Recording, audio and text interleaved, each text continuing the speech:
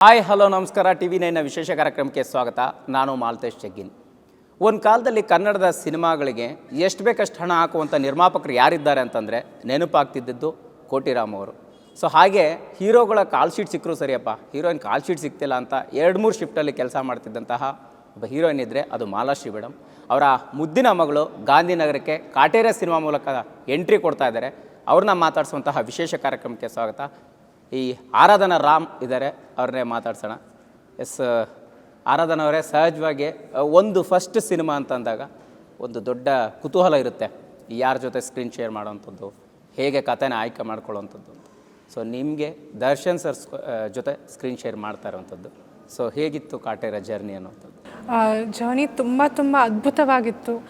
Of course ಇದು ನನ್ನ first film ಆಗಿ ನರ್ವಸ್ ಆಗಿದ್ದೆ, ತುಂಬ ಚಾಲೆಂಜಿಂಗ್ ಆಗಿತ್ತು. ಅವ್ರ ಜೊತೆ ಸ್ಕ್ರೀನ್ ಶೇರ್ ಮಾಡೋಕ್ಕೆ ಚಾಲೆಂಜಿಂಗ್ ಆಗಿತ್ತು, ಅದ್ರ ಜೊತೆ ನನ್ನ ಕ್ಯಾರೆಕ್ಟರು ತುಂಬ ಚಾಲೆಂಜಿಂಗ್ ಆಗಿತ್ತು.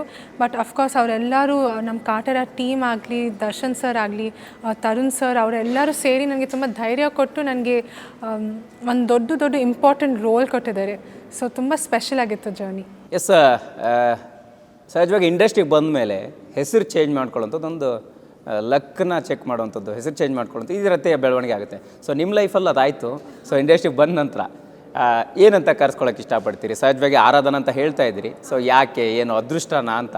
ಅದು ಆ್ಯಕ್ಚುಲಿ ನಾನು ಮುಂಚೆ ರಾಧನಾ ಅಂತ ನಾನು ಚೇಂಜ್ ಮಾಡಿದ್ದೆ.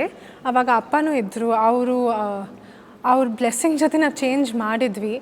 ಸ್ವಲ್ಪ ಯೂನೀಕಾಗಿರಲಿ, ಅನನ್ಯ ಅಂದರೆ ರಾಧನಾಗೆ ಯೂನೀಕಾಗಿ ಇರಲಿ, ಸ್ವಲ್ಪ ಡಿಫ್ರೆಂಟಾಗಿರಲಿ ಅಂತ. ಅದಾದಮೇಲೆ ಮತ್ತೆ ನಾನು, ಅಮ್ಮ, ರಾಕ್ಲೈನ್ ಸರ್, ತರುಣ್ ಸರ್, ನಾವೆಲ್ಲರೂ ಕ್ಯಾಶುಯಲಾಗಿ ಡಿಸ್ಕಸ್ ಮಾಡ್ತಾಯಿದ್ವಿ, ಹೆಸರು ಬಗ್ಗೆ ಚೇಂಜ್ ಮಾಡಿದ್ವಿ, ಚೆನ್ನಾಗಿದೆ ಅದೆಲ್ಲ ಅಂತ. ಸೊ ಅವ್ರು ಹೇಳಿದ್ರು, ನೀವು ನ್ಯೂಮರಾಲಜಿ ಅವ್ರದ್ದು ಆ ಹಾರೋಸ್ಕೋಪ್ ಜಾತಕ ಪ್ರಕಾರ ಚೆಕ್ ಮಾಡಿದ್ದೀರಾ ಅಂತ. ಸೊ ನಾವು ಮತ್ತೆ ಒಂದು ಡಬಲ್ ಚೆಕ್ ಮಾಡೋಣ ಅಂತ ಅಷ್ಟೇ ಆ್ಯಡ್ ಆಗಿದೆ.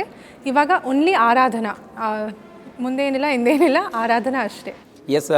ಮಾಲಾಶ್ರೀ ಮೇಡಮ್ ಕೂಡ ಆರಂಭದಲ್ಲಿ ಬೇರೆ ಹೆಸರಿತ್ತು, ಸೊ ಅವರು ಕೂಡ ಇಂಡಸ್ಟ್ರಿಗೆ ಬಂದಮೇಲೆ ಚೇಂಜ್ ಮಾಡಿಕೊಂಡ್ರು. ಸೆಂಟಿಮೆಂಟಲಿ ವರ್ಕೌಟ್ ಆಗಬೇಕು ಐ ಥಿಂಕ್. ಒಂದು ಕನ್ನಡದ ಸಿನಿಮಾಗಳಿಗೆ ಕೋಟಿ ಹಣ ಹಾಕುವಂಥ ನಿರ್ಮಾಪಕರು ಯಾರಿದ್ದಾರೆ ಅಂತಂದರೆ ಈಗಲೂ ಕೂಡ ಅವ್ರ ಹೆಸರಿಂದೆ ಕೋಟಿರಾಮು ಅಂತಲೇ ಇದೆ.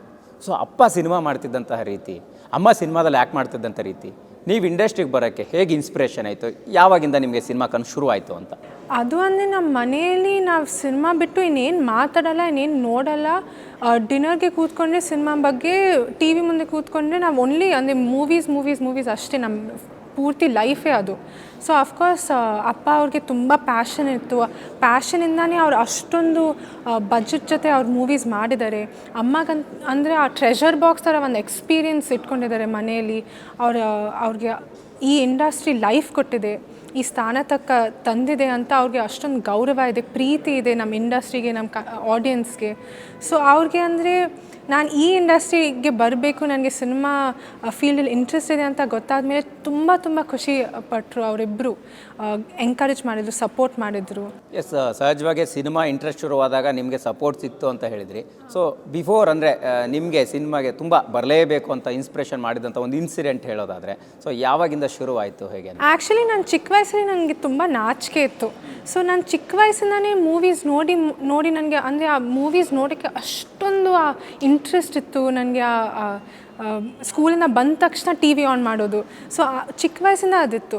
ಬಟ್ ಆ ವಯಸ್ಸು ಸ್ವಲ್ಪ ದೊಡ್ಡ ಆದಮೇಲೆ 13-14 ಏಜಲ್ಲಿ ನನಗೆ ಇಷ್ಟೊಂದು ಇಂಟ್ರೆಸ್ಟ್ ಇದೆ, ಇಷ್ಟೊಂದು ಪ್ಯಾಷನ್ ಇದೆ, ನಾನು ಈ ಇಂಡಸ್ಟ್ರಿಯಲ್ಲೇ ಬರಬೇಕು ಅಂತ ನಾನು ಅವಾಗ ಡಿಸೈಡ್ ಮಾಡಿಬಿಟ್ಟೆ.